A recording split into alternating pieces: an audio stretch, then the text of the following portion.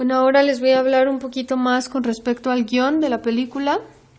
Primero, debo decir que Samira siempre ha estado muy influenciada por su familia, es una familia de cineastas, por lo que tiene esa, digamos, forma narrativa muy depurada. Su papá, que se llama Mohsen Makhmalbaf, es un guionista por oficio, es un muy buen guionista, además es director y ha trabajado con el estilo clásico y sobre todo ha experimentado, igual que Samira, con la ficción y la realidad.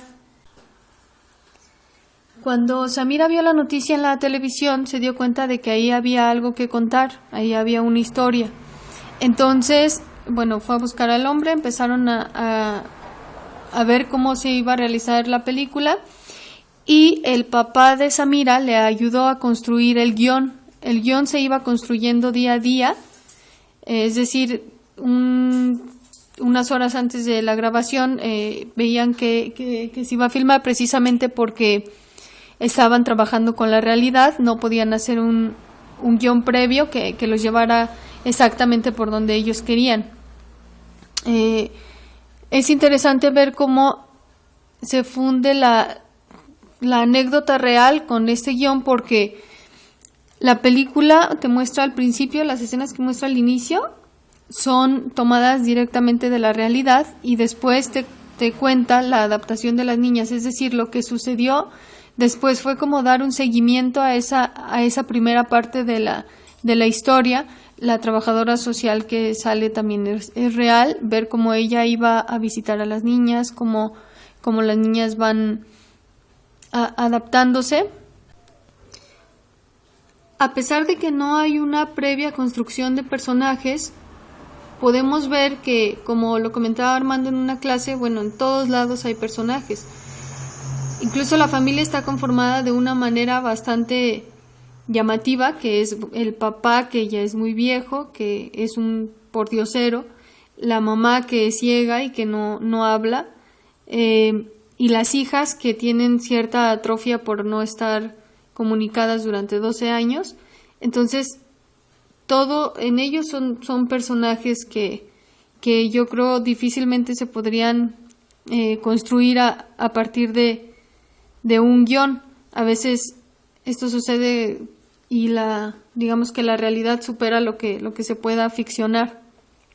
Entonces, vemos personajes que no están construidos previamente en la escritura, pero ahí están.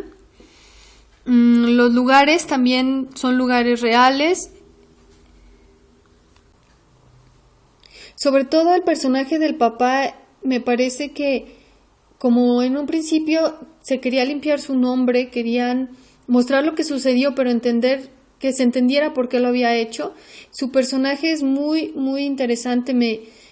Me gusta que Samira y su papá pensaban mucho en que él decía, las encerré siguiendo lo que dice el Corán. Entonces, el Corán decía que una mujer es como una flor y que si se exponía, se podía marchitar si se exponía al sol.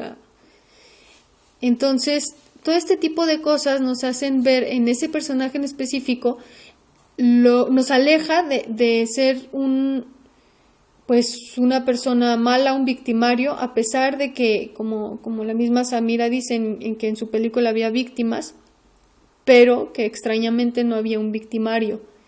Entonces, aquí ya rompe con una, pues digamos, no sé si llamarlo regla, de que está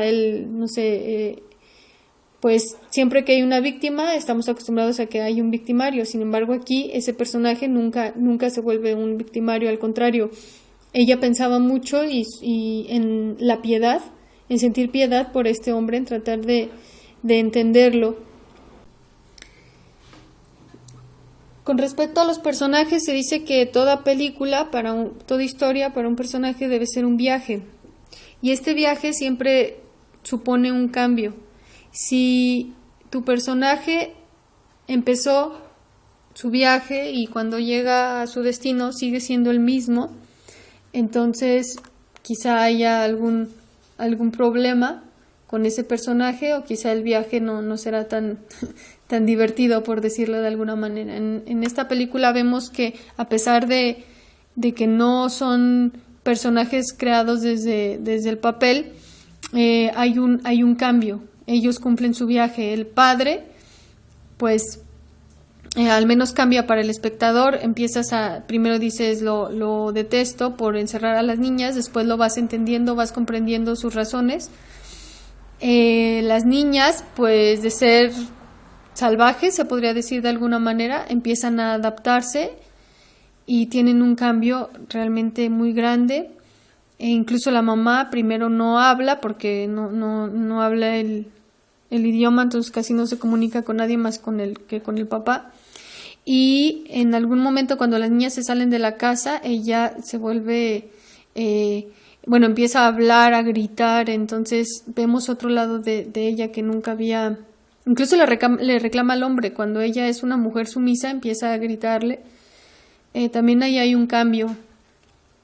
Y este cambio se ve también como ya lo había mencionado, en la narrativa, en la imagen de la película.